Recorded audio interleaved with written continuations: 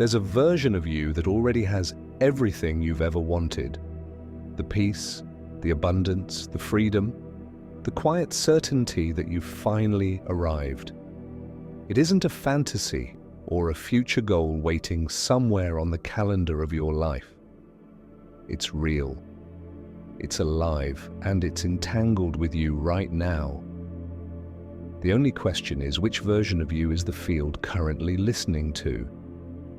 Most people spend their lives believing they are separate from that version, but that success, healing, or love are outcomes to chase, not states to remember. They run faster, try harder, visualize longer, hoping to close the gap between who they are and who they wish to become. But what if there was never a gap? What if every thought, every emotion, every breath you take is already tethered to that parallel self, and like two particles connected across light years, moving as one? Some call it coincidence, others call it intuition. Physics calls it entanglement and spooky action at a distance, as Einstein once said. But what if this isn't just the story of particles? What if it's the story of you? The unseen science behind déjà vu, synchronicities, the sudden knowing that arrives before logic can explain it. These are not accidents, they are ripples from the version of you that has already leapt, the signal of a self that's still transmitting across timelines, waiting for you to tune in. Because in the quantum field, nothing is truly apart. Distance is an illusion the mind invented to make sense of energy too infinite to grasp. Your past, your future, your dreams, your doubts, all of them are threads vibrating in one living fabric of consciousness. And when you learn how to adjust the frequency of your identity, reality begins to rearrange around you. So before we begin, pause, feel the subtle hum beneath your skin. The pulse that doesn't belong to your heartbeat alone. That rhythm is a bridge between worlds. It's the proof that you are never waiting to become the higher version of yourself. You were always remembering how to stop pretending you weren't already it. There is a version of you that already made it, not in a metaphorical sense, not in some far-off lifetime, but here, pulsing through the same field of light that carries the electricity in your cells. This version breathes when you breathe, thinks when you think, and waits patiently for the moment you'll remember that the separation between you was never real. You don't have to create it. You only have to tune to it. For most of your life, you've been told that progress means movement, that to get somewhere, you must travel. You must work harder, visualize more clearly, heal more deeply. But entanglement reveals a different truth. In the quantum world, distance is an illusion. Two particles that were once connected remain linked forever, no matter how far apart they seem. Change one and the other responds instantly. Now imagine that those particles aren't just matter, they're identities, possibilities, versions of you stretched across the fabric of time. Every time you think, feel, or decide, you activate one of them. This isn't just science, it's the hidden architecture of transformation, because what you call your life is not a straight line from past to future. It's a field of infinite versions of you, all vibrating simultaneously, waiting for your consciousness to choose which one to observe. The act of choosing collapses the wave into form.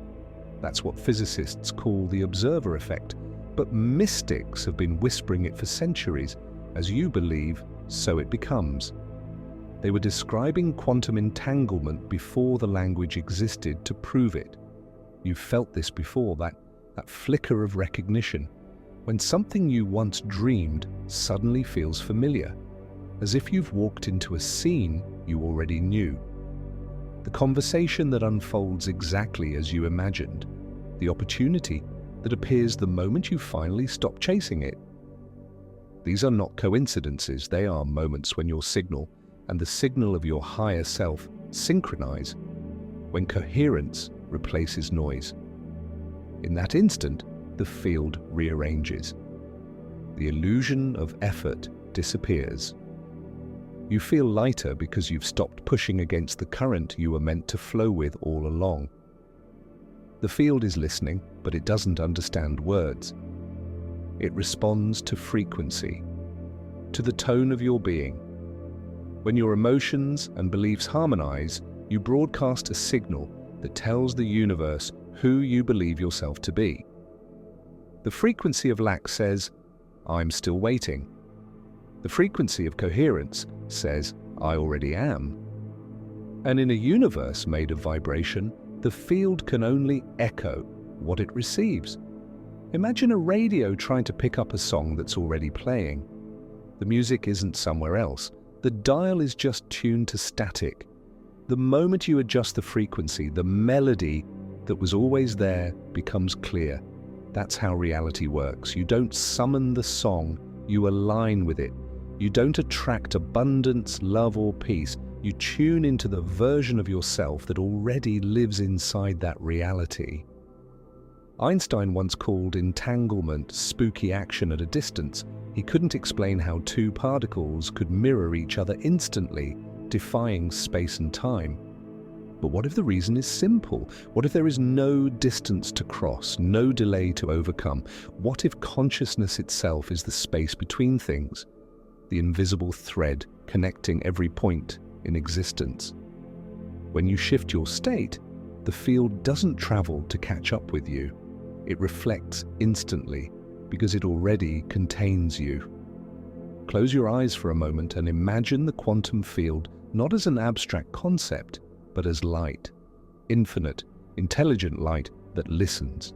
Every emotion you feel is a ripple in that sea. Every thought you repeat is a code written into that light. When you wake up anxious, you send one frequency. When you wake up in gratitude, you send another. The field does not judge, it simply responds. It collapses around your dominant signal like mist forming around a mountain peak. The clearer the mountain, the sharper the form. So the real question isn't, how do I manifest something new? It's, how do I stop entangling with the version of me that doubts? Because each identity you've ever held is still alive in the field. The confident one, the fearful one, the one who almost gave up, and the one who never will. They are all entangled threads of one consciousness. The one that dominates is the one you keep feeding with your attention. Attention is the most powerful force in the universe. Wherever it goes, reality follows. When you pour your focus into worry, you strengthen the entanglement with the self who lives in lack. When you anchor your awareness in trust, you amplify the signal of the self who already thrives. The field doesn't distinguish between prayer and panic, amplifies whatever you repeat, and repetition is the ritual of creation. Look back at the turning points in your life, the moments that changed everything. You'll notice something strange. Transformation never began with effort. It began with a shift in perception, a single decision that felt quiet but permanent, like a click inside the soul. You decided who you were, and the world reorganized itself to agree. That was entanglement in motion, the self you became transmitting backward through time to pull you forward. In this light, manifestation is not about forcing outcomes. It's about remembering alignment. Every desire you've ever had is simply the echo of a version of you that already lives that desire. The reason it feels magnetic is because it's calling from within the same field. You can feel its gravity because you're still connected to it. You always were. The mistake most people make is believing they have to earn that connection, that they must heal, fix, or prove themselves before the field responds. But energy doesn't wait for perfection. It follows coherence. The universe is not testing you, it's mirroring you. Every delay is an invitation to refine the signal, to step out of mental noise and into resonance. The moment your identity aligns with the vibration of already having, the field has no choice but to reflect it. And that's the paradox at the heart of quantum entanglement. You can't become what you want by chasing it. You become it by remembering it. The future self isn't ahead of you, it's beside you, whispering through intuition, emotion, and synchronicity. Every time you ignore those whispers, you collapse back into the timeline of doubt. Every time you honor them, you shift into coherence. So take a breath. Feel the electricity under your skin. That current is not yours alone. It's the same current flowing through galaxies, oceans, and stars. It's the language of the field, speaking through you in sensation instead of words. You are not a separate observer watching reality unfold. You are the entanglement observing itself, the conscious loop through which the universe learns to feel. And when you finally grasp that truth, something changes. The anxiety that once pushed you to control everything begins to soften. The urgency to make life happen gives way to quiet knowing. You stop trying to pull your future towards you and realize it has been pulling you all along. The field doesn't need more effort from you, it needs coherence. Coherence begins with remembrance. The moment you stop believing that the light you seek is somewhere else. Because it isn't. It's right here behind your eyes, vibrating with every thought you think, waiting for you to notice that it never left. This is where the journey begins. Not in the chase for a better life, but in the gentle collapse of the illusion that you are not already living one. Every frequency you send, every breath you take, every act of awareness you practice, all of it is communication with the universe. And the universe is listening. So the next time you look up at the night sky and feel that strange pull, remember this: the stars are not above you. They are within you, reflecting the geometry of your own light. You are not separate from them. You never were. If everything is connected, the question isn't whether you're entangled. It's how deeply you remember. Because connection is not something you achieve through meditation or earn through purity of thought. It's the default state of existence. You were born in coherence with the field. You've just been trained to forget. Science has begun to catch up with what mystics always knew, that separation is a perceptual illusion. Beneath the surface of matter, reality behaves nothing like the world we see. When physicists looked closer, they found that what we call objects are not solid things, but standing waves of probability, clouds of potential waiting to be observed into form. The moment observation happens, the field collapses and the universe reorganizes around that focus. This is not poetry, this is physics. In 1982, French physicist Alain Aspect and his team conducted a series of experiments that changed everything we thought we knew about the universe. They took two photons, twin pulses of light, and allowed them to become entangled, meaning their quantum states became linked in perfect symmetry. Then they separated them by distance and altered the state of one. Instantly, the other responded, as though no space, no time, no signal had passed between them. Einstein called this spooky action at a distance because it violated the one law he believed was unbreakable, that nothing can travel faster than light. But entanglement didn't travel. It didn't need to. It revealed that at the subatomic level, distance itself is an illusion.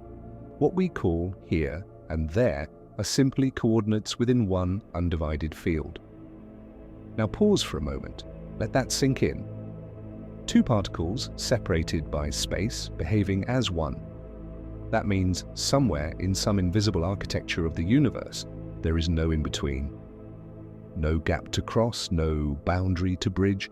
And if that is true for photons, the smallest pulses of light, what does that mean for you, whose body is made entirely of light in slower motion? Your atoms are born from stars. Your neurons fire with biophotons, literal packets of light used by the brain to communicate.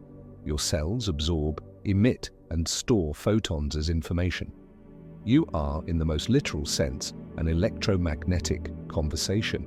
Every breath you take, every heartbeat you feel, every emotion that moves through you, all of it is a waveform speaking to the quantum field. This is why emotion matters, because emotion is not chemical residue. It's instruction. It's the way your consciousness tells the field what to create next. At the HeartMath Institute, scientists have been studying what they call heart coherence. They discovered that the heart generates an electromagnetic field up to 5,000 times stronger than the brain's. This field expands several feet beyond your body, interacting with the environment and even with the fields of others. When the heart and brain are in harmony, when your thoughts and emotions align, the waveform of your electromagnetic field becomes more ordered, more coherent. That coherence radiates outward, influencing biological systems, emotional states, and even physical matter around you. Think about what that means. Your internal rhythm, when aligned, doesn't just feel better. It reorganizes reality. Gratitude, compassion, and peace aren't emotional luxuries. They are coherent frequencies. They signal the field that you remember your connection to it. This is why prayer works, why meditation heals, why intention shifts the improbable into the inevitable. Because coherence is the bridge between the invisible and the physical. And yet coherence doesn't come from force. It comes from surrender, from releasing the static that disrupts your signal. Static looks like fear, judgment, self-doubt, resentment.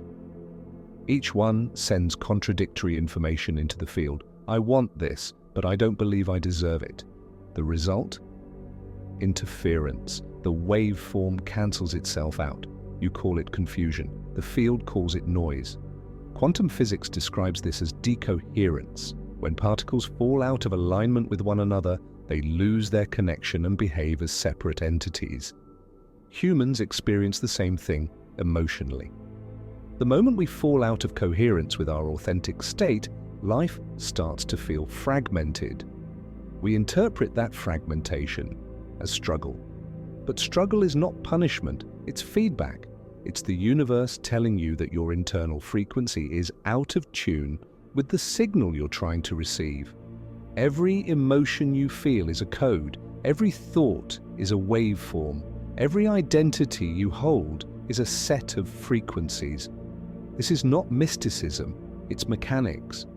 When you focus on a thought with emotional intensity, you collapse probability into form. That's why belief, not thought alone, creates reality. Thought is an electrical signal. Emotion is its magnetic field. Together, they form an electromagnetic blueprint that imprints the quantum field. The more consistent the blueprint, the faster reality reorganizes to match it. Now, consider the implications of this. Every human on Earth is broadcasting. Billions of electromagnetic fields interacting, merging, entangling in a single planetary resonance. Collective emotion becomes collective weather. Mass consciousness literally changes the geometry of probability. This is why group meditation reduces violence. Why synchronized heart coherence experiments show measurable effects on random number generators. The field listens to collective coherence. This is what the ancients meant when they said, "The prayers of the many can move mountains."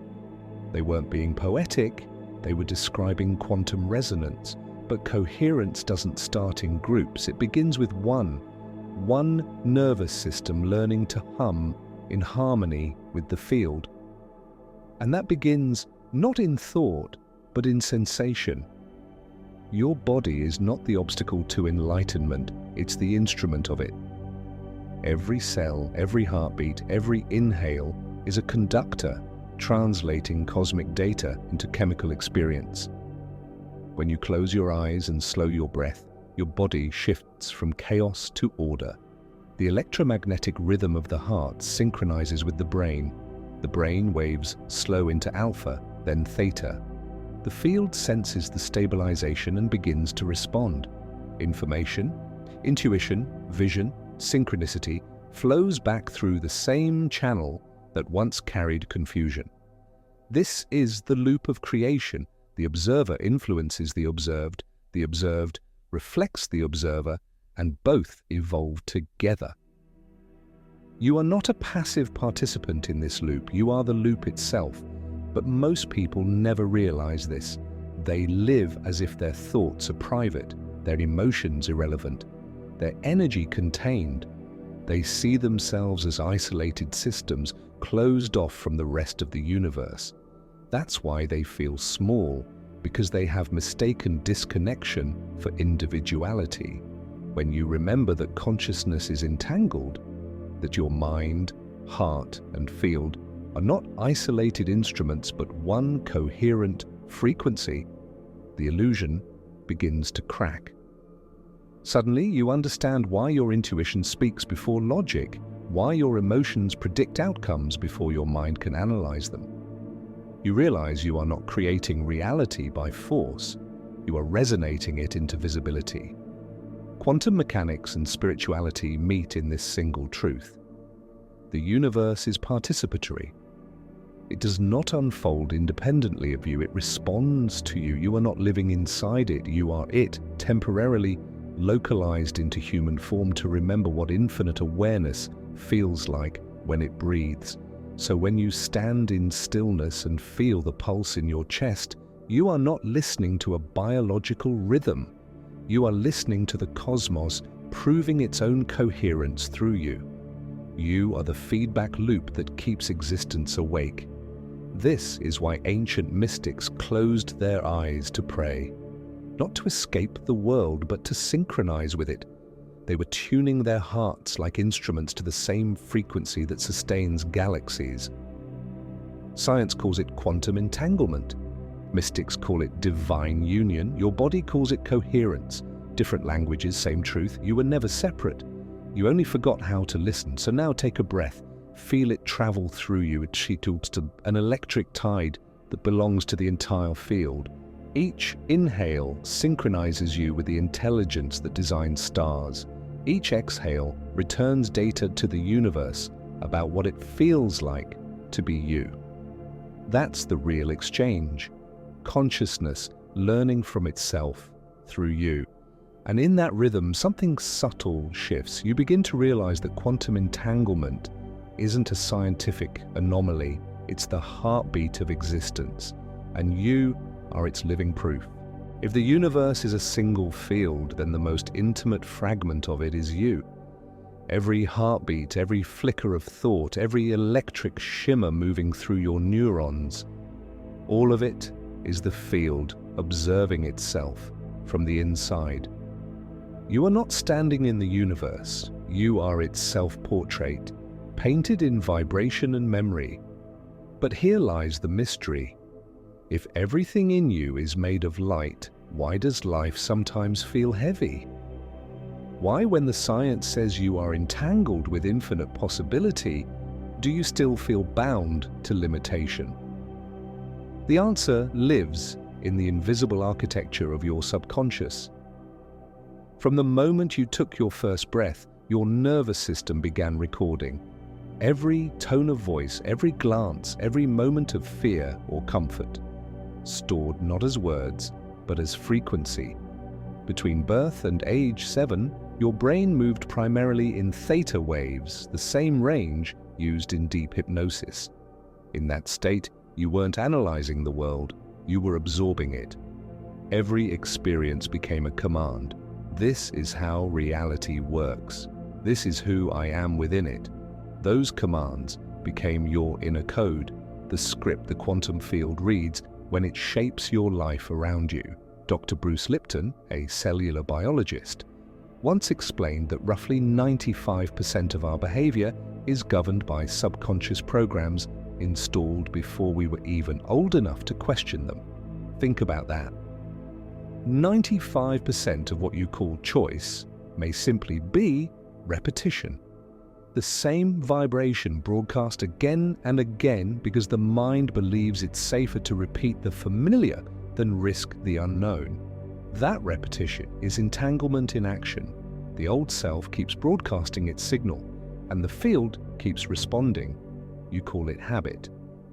The universe calls it coherence. Coherence to a past version of you. But here's the liberating truth. Programming is not identity. Frequency is not fate. You can rewrite the code because you are both the transmitter and the receiver. Inside each neuron lives a structure called a microtubule, a filament so small it dances at quantum scale. According to physicists Roger Penrose and Stuart Hameroff, these microtubules may serve as the interface between consciousness and matter, a biological gateway through which quantum information becomes thought. That means the mind does not end at the skull. It extends into the field, translating waves into awareness. When you think, your neurons fire. When you feel, your heart broadcasts. When both align, your entire body becomes an antenna, tuning reality like a living instrument. The challenge is that most people are broadcasting mixed signals. The conscious mind says, "I am worthy of success," while the subconscious, still echoing childhood memory, whispers, "But success isn't safe."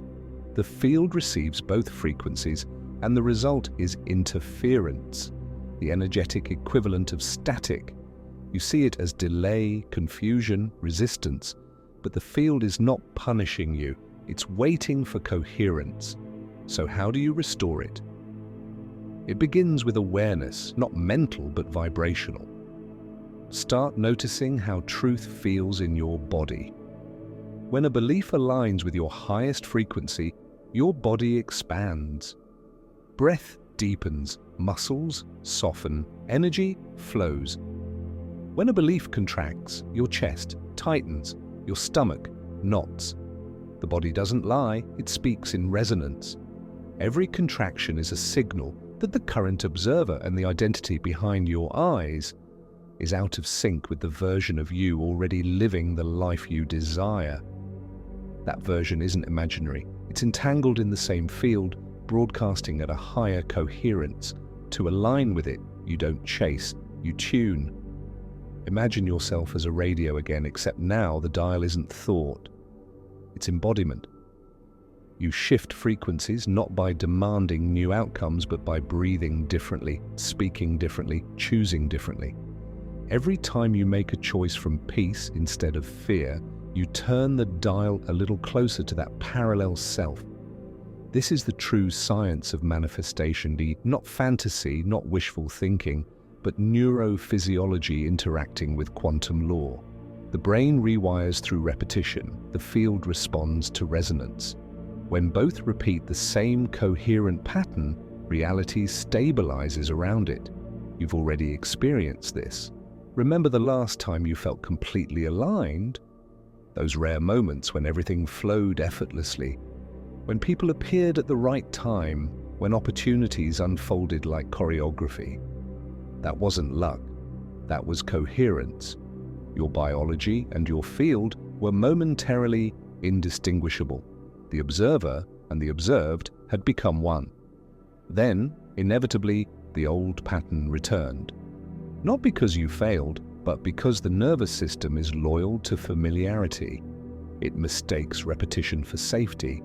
That's why transformation can feel like loss. The body mourns the programs it was designed to protect. But if you stay present through that discomfort, the vibration reorganizes, the static clears, a new pattern installs. This is what ancient teachers called death and rebirth. It's not mystical metaphor, it's neurological truth. The moment you stop identifying with an old frequency, its entanglement begins to fade. The field stops reinforcing it because you're no longer broadcasting it. You can feel the moment it happens. Something inside you goes quiet. The thoughts that used to spiral lose their grip. The emotions that once flooded you release without effort. You haven't suppressed them, you've out-vibrated them. At that point, manifestation stops being about attraction and becomes about remembrance. You are not trying to summon something new. You are remembering the version of you that already exists in coherence with it. In the language of physics, you are shifting from decoherence back into entanglement, from fragmentation into unity. The field doesn't require time to adjust, it adjusts instantly. It's your perception that takes longer to catch up. But the more you practice coherence, through breath, awareness, gratitude, or silence, the shorter that lag becomes. Eventually, you'll notice that reality begins responding faster, more elegantly, more synchronously. That's when you know the human field and the universal field are no longer two systems communicating, but one organism humming in perfect symmetry. And this is where the paradox deepens. The more coherent you become, the less you feel the need to control. You stop demanding proof because your body is the proof. You no longer need signs that you're on the right path because you feel like the path itself. Control dissolves, replaced by trust. A state the nervous system interprets as safety, the field interprets as surrender, and the universe rewards with alignment. From the outside, your life begins to look miraculous. Old relationships shift, opportunities appear, patterns that used to repeat suddenly vanish. People will ask what changed, expecting a method, a mantra, a plan, but you'll find it hard to explain because what changed wasn't what you did, it was who was doing the observing. That's the essence of entanglement at the human scale. The field cannot mirror what you wish you were. It mirrors what you believe you are. And belief is not an idea. It's a frequency memorized by your body. To change it, you don't argue with it. You embody a new one until the old code dissolves from lack of reinforcement. When that happens, the field rewrites its script to match the new observer, not slowly, not later, immediately, though sometimes subtly. The outer world shifts the way a mirror shifts when you adjust the light. Nothing external moved, but the image changed completely. That is the secret the sages encoded in simple words, as within, so without, so breathe. Remember that the field is not somewhere beyond you. It begins at the edge of your skin and extends into infinity. Every thought, every heartbeat, every quiet decision of faith sends ripples through it. You are not influencing the universe, you are composing it. This is the human field, the bridge between neuron and nebula, between emotion and event, between self and source. It is the place where science meets spirit and both agree on one truth. Coherence is creation. When you master it, reality stops being something that happens to you. It becomes something that happens through you. And as you stand in that realization, something ancient within you exhales, because this was never about learning how to become powerful. It was about remembering that you already are. There are countless versions of you already alive within the field, not as fantasies or parallel dimensions in a movie sense, but as real energetic blueprints, each one broadcasting a distinct signal, each one existing within the same ocean of potential that you breathe in every moment. Every choice you've ever made, every decision you almost made, every dream you're still afraid to claim, all of them exist as frequencies inside the same vast wave of consciousness. Quantum mechanics calls this the superposition principle. Until something is observed, it exists in multiple states at once. Reality is not one path, it's a spectrum of overlapping probabilities. Observation collapses the wave into form. You've heard that before, but what no one tells you is this. The observer isn't your eyes, it's your identity. The self behind your eyes is what decides which timeline solidifies. Your beliefs, your emotional signature, your energetic posture. They determine which version of you the field recognizes as active. Change that observer, and you don't just change your perspective, you change worlds.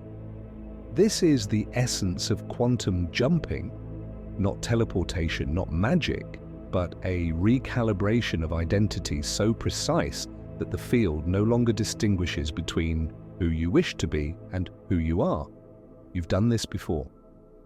Every time you made a decision that changed your life, you didn't cross time, you collapsed it. You stopped identifying with the self who doubted and stepped into the one who decided.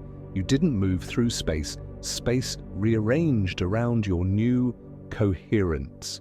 Remember the moment you finally let go of something that was draining you, a job, a relationship, an old story, and almost overnight, new opportunities appeared where there had been none. That was a jump. The field didn't suddenly bless you with luck. It simply stopped mirroring the frequency of the self who tolerated misalignment. The moment you shifted identity, the mirror changed. Because here's the hidden law of the universe. Reality cannot reflect what you want. It can only reflect what you are. You are a tuning fork inside an infinite hall of mirrors. Every frequency of self already exists. You simply decide which one to resonate with long enough for the reflection to stabilize. But there's a trap hidden in this understanding. Many people try to use the idea of quantum jumping to escape, to leap away from their current life without integrating what created it. They visualize the new reality, say the affirmations, repeat the rituals, but their vibration still carries the signature of avoidance, and avoidance is still coherence with fear. The field doesn't interpret words, it interprets vibration. You can't embody the self who is free while vibrating as the self who is running. This is why the path to a new timeline often begins not with expansion, but with collapse. The conscious, sacred death of the identity that can no longer hold your next frequency. It's not comfortable. It feels like emptiness at first, as though the old self is dissolving and nothing has arrived to replace it. But that void is not absence, it's recalibration. The wave function of who you were is releasing its dominance so that another can emerge. The universe does not punish your evolution, it waits for you to stabilize it. Imagine standing in a hall of mirrors. Each reflection shows a different life. The one who succeeded, the one who failed, the one who healed, the one who never tried. The mirror that shines brightest is the one you feed with attention. Step closer to it, emotionally, mentally, physically, and it becomes the new center of your reality. Step back into fear and the image dims. Attention is travel. Emotion is velocity. Identity is destination. That's the true geometry of quantum motion. The moment you feel into a version of yourself and believe that vibration more than the current evidence, the field begins to reorganize. Opportunities shift. Conversations reroute. People you haven't met yet start moving towards you through invisible synchrony. What you call manifestation is simply the external adjustment to an internal frequency. This is why emotion is more powerful than intention. Thought sets direction, emotion fuels amplitude. The more embodied the emotion, the faster the collapse. Gratitude, joy, and peace, these are not moral virtues. They are stabilizing frequencies. They hold your signal steady long enough for the universe to lock onto it. And when coherence reaches critical mass, the jump becomes seamless. You don't feel a flash of light or a rupture in time. You simply wake up one morning and life feels slightly different. The air seems clearer. People respond differently. Circumstances rearrange with eerie precision. It feels less like something new arrived and more like you finally walked into the version of reality that had been waiting all along. That's because you did. But what about the old you? The one who still doubts? The one who occasionally reappears? You'll feel it surface sometimes, especially when the field tests your consistency, not as punishment, but as proof. Every new frequency must pass through the filter of persistence. Will you remain coherent when the old world echoes back? Or will you collapse again into the comfort of what was? This is the true test of mastery in art, not creating change, but sustaining it. Holding the new vibration long enough for it to become default. In those moments of testing, remember, the field is neutral. It doesn't choose for you, it responds to whichever version of you is currently most consistent. So when fear rises, don't resist it. Observe it, thank it. It's simply the gravitational pull of an old timeline trying to re-entangle you. The moment you stop feeding it, it fades. You can feel this shift somatically.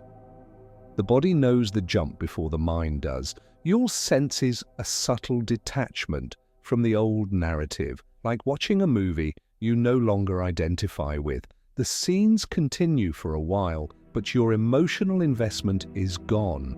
That's when you know the observer has changed. And once the observer changes, everything must follow. This is why your transformation can look ordinary to others, but feel seismic to you. The external world is the last to catch up, because matter is the slowest expression of frequency. The real shift happens invisibly in consciousness long before evidence arrives, so when nothing seems to be happening, remember, it already has. The mirror just hasn't caught the new reflection yet. That's the moment to hold your vibration steady. That's the crucible where timelines solidify. And here's the paradox that completes the loop. You can't force the jump. The very act of trying to force it collapses coherence. The field doesn't reward urgency, it responds to ease. When you finally stop striving to become and start allowing yourself to be, the jump occurs naturally. Because in truth, you were never crossing timelines. You were releasing the illusion that there was more than one. Every version of you has always been right here, layered, luminous, waiting for remembrance.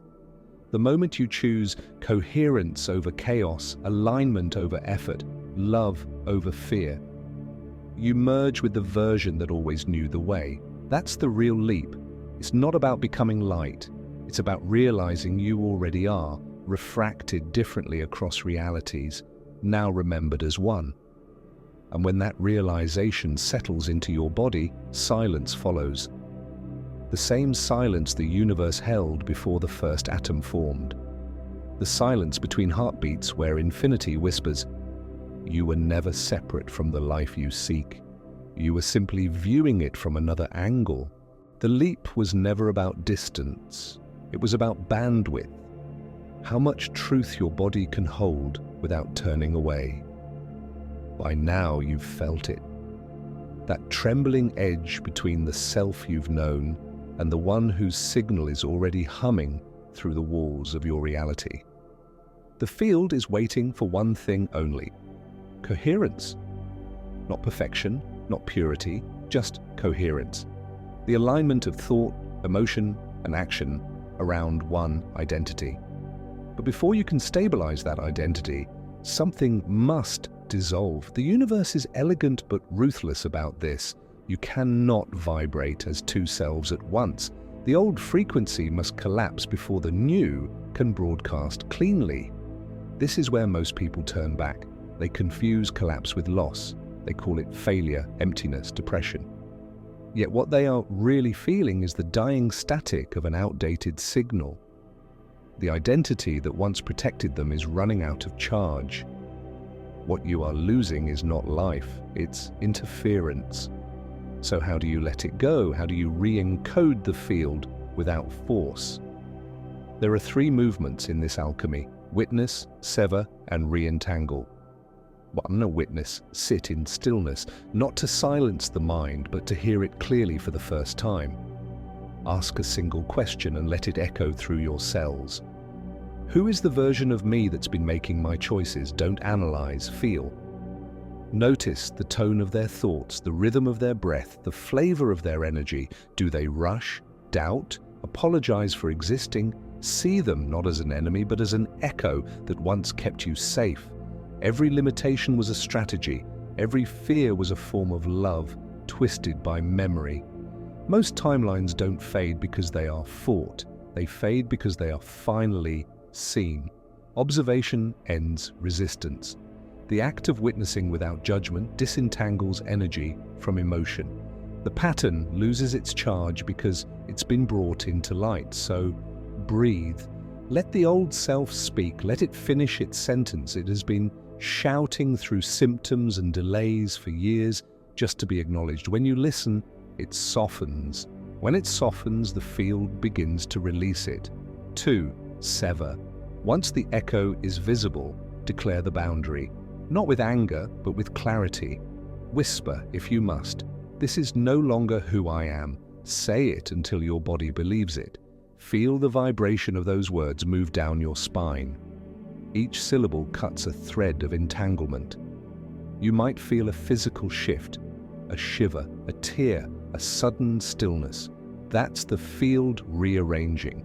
The neural networks that once fired in loyalty to the old identity begin to lose synchronization. In neuroscience, this is called synaptic pruning.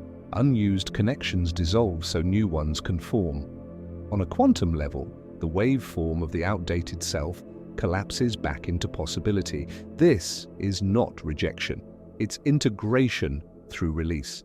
You're thanking the old frequency for its service and returning its energy to source. As the severing completes, there will be a pause, a vast, quiet space that feels like nothing.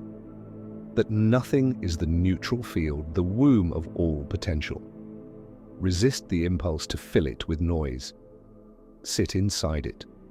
That's where recalibration begins. 3. Re-entangle. Now, in that emptiness, invite coherence, not by visualizing objects or goals, but by embodying essence. Ask yourself, what does the version of me who already lives in alignment feel like? Not what they own, not what they've achieved. How do they breathe? How do they stand? When no one is watching, what do they no longer tolerate? Your nervous system will answer before your mind does.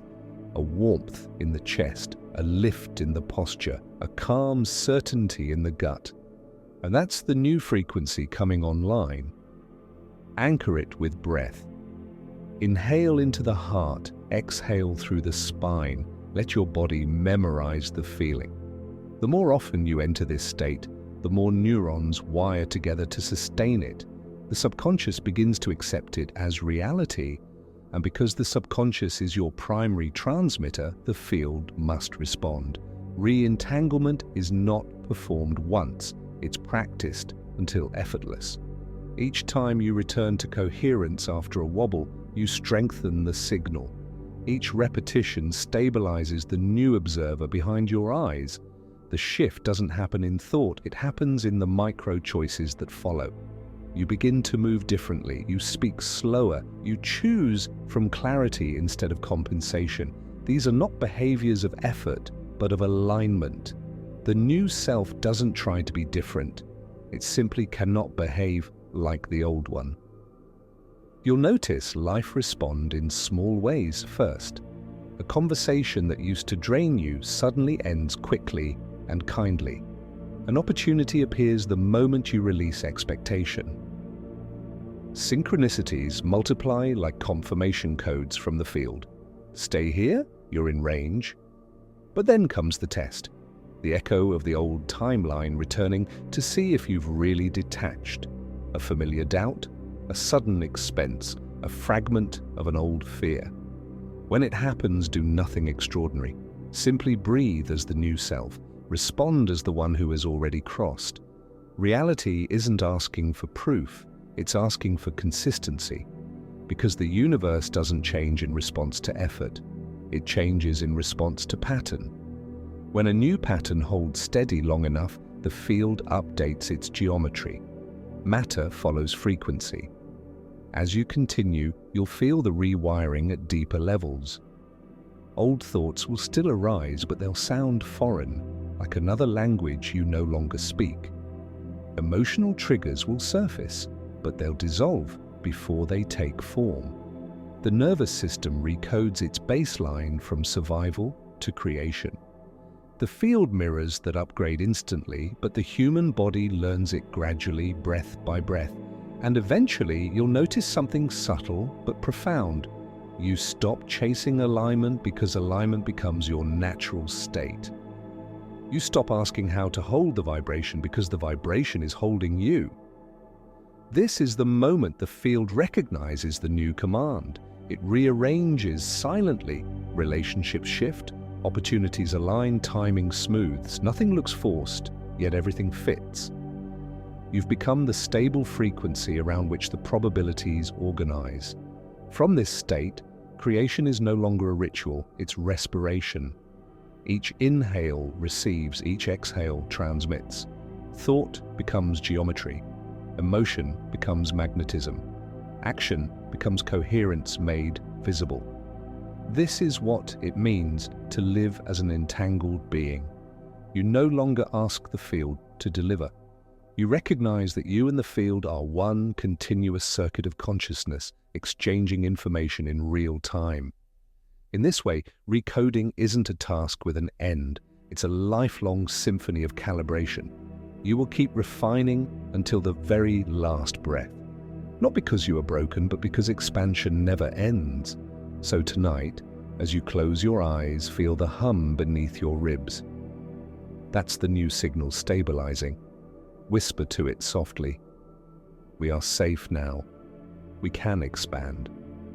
And as you drift into the stillness that follows, know this: every cell in your body is listening. Every atom is aligning. The field is already adjusting its mirrors to your new command. Tomorrow will not arrive as something you must control. It will unfold as the inevitable reflection of who you finally remembered yourself to be. And now, everything slows. The striving quiets, the pulse steadies, the air itself feels closer somehow. This is not the end of the journey. It's the point where the traveler and the path dissolve into each other. You have not become something new. You have remembered what was always here. The quantum field you once studied as an idea is no longer a concept. It is your breath, your heartbeat, the low hum behind thought. It never asked you to master it. It only wanted to move through you unhindered. You were never meant to control reality. You were meant to conduct it. Look around. Nothing has changed, and yet everything has. The same light falls across the same world, but it bends differently now, softened by coherence, colored by awareness. You can feel it in the subtle details, the way time stretches between breaths, the way ordinary moments feel saturated with meaning. This is the frequency of presence. Because when coherence becomes natural, life stops feeling like a sequence of events. It becomes music, rhythm and resonance flowing through form. The field doesn't respond to your commands anymore. It harmonizes with your being. Every encounter becomes reflection. Every silence becomes instruction. Every act of love becomes creation. This is the secret the universe hides in plain sight. When you live as coherence, you stop manifesting and start emanating. You begin to sense that nothing is ever lost. The versions of you that struggled, doubted, or delayed still exist, but now you hold them in compassion. They were the frequencies that taught you contrast. The field does not erase them, it integrates them into a higher order. In unity, even pain becomes purpose. The more you live from this awareness, the less you interpret life as happening to you. There is no you and life. There is only one continuum of consciousness, endlessly folding and unfolding, the observer and the observed, the same wave of light refracting through perception. And in this recognition, effort disappears. You no longer need proof. You no longer need to hurry. You are the proof. Every inhale is creation. Every exhale, surrender. The universe expands because you breathe. So, return once more to the silence between heartbeats, the same silence from which the cosmos was born. In that stillness, hear the echo of the opening truth. The future self you sought was never separate. It was the consciousness watching through your own eyes all along. You are not inside the field. You are the field. You are the link the universe uses to remember itself. And as that realization settles, the story completes its circle. The observer collapses into the observed. The light returns to its source. The self exhales into everything, and everything exhales back.